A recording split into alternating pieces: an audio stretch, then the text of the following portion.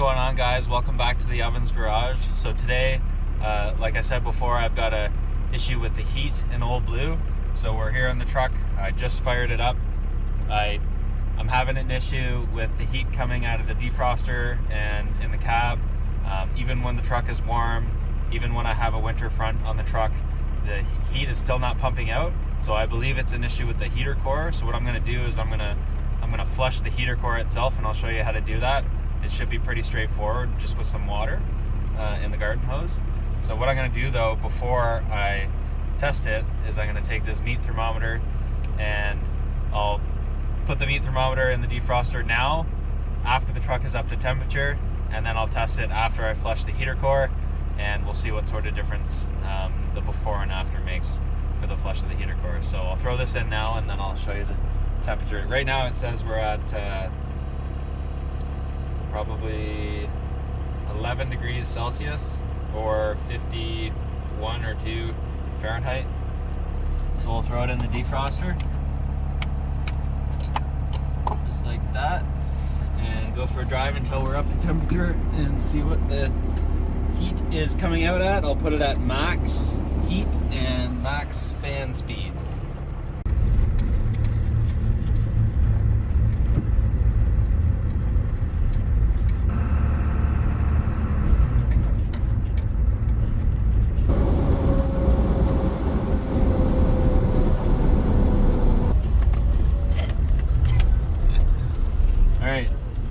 Temperature is 91, 92, which is about 32 or 3 maybe Celsius.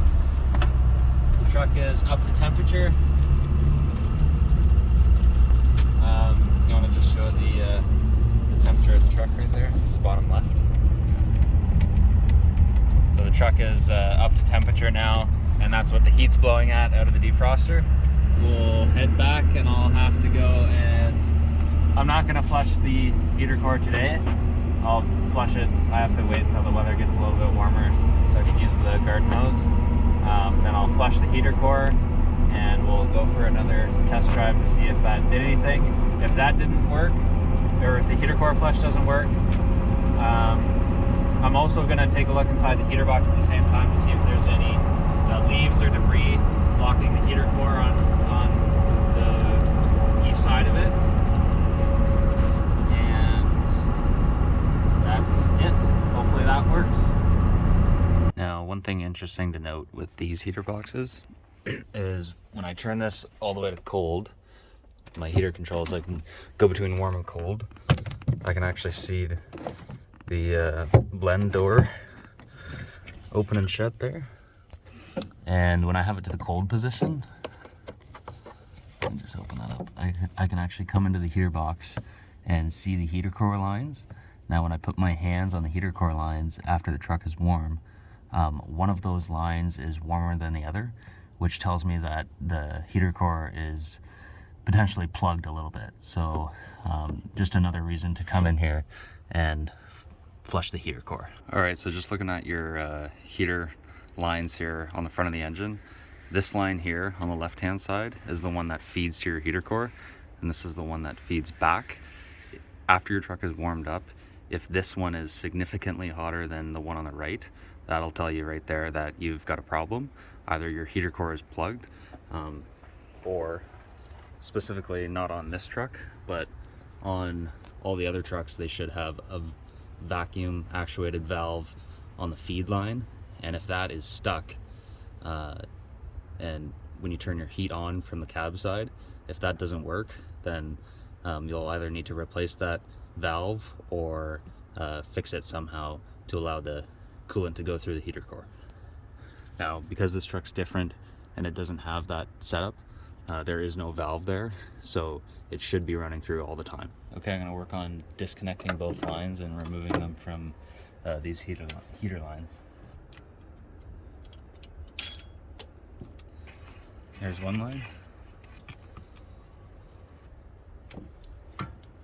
All right, I've got my hose with my valve hooked up to my garden hose here, and now I'm going to hook it up to the return line, which is the far line on the engine, before I turn the water on. All right, I'm gonna put a clamp on first. And I'll put in my hose barb. Okay, so I've got this bucket set up here. It's just an old waste oil bucket. I'm gonna push the coolant into there with the other hose, and I'll turn the garden hose on and see if any gunk comes out. Okay, here we go. Got to control the pressure with the valve too. Look at the gunk coming out of there. Look at all that junk. I'm gonna go until it's clear.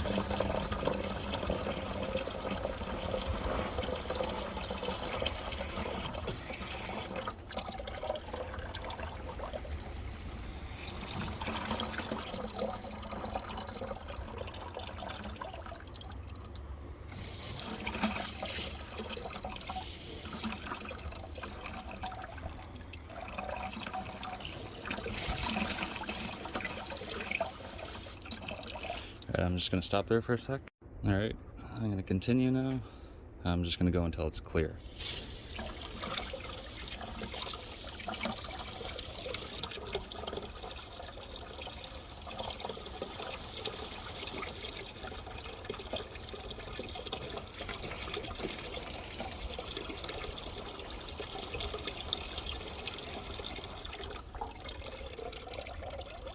Okay, so that's pretty clear there. What I'm going to do now is change the lines, put the hose on the regular line and do another flush forward and see what it looks like. Okay, so I've got the hose hooked up on the regular feed line and then my return back on the return, and we'll see what comes out of here now. There we go. So we got crystal clear water coming through there now. Oh, a little bit of gunk. We'll just go until that clears up. There we go. And so for good measure, I'm going to do that once more on each hose, and then I'll put the heater hoses back. Okay, one last time for good measure.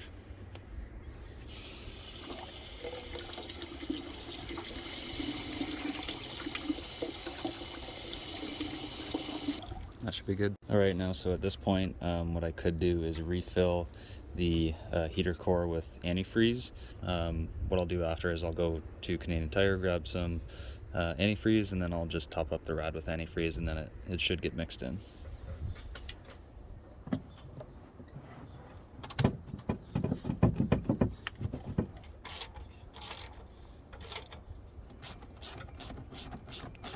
All right, we'll go fire up the truck now and check for leaks.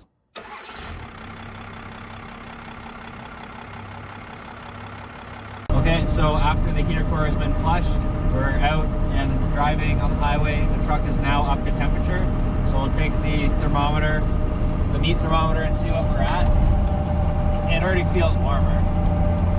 So this says 135-ish maybe. All right guys, so I can really feel a difference in the cab in terms of the heat that's blowing out of here. It also seems like the fan is blowing stronger. I don't know how, because there was no leaves blocking the heater core anyways. But so if you're having problems with your heater, definitely check the heater core itself, like I said, and you can reverse flush the lines.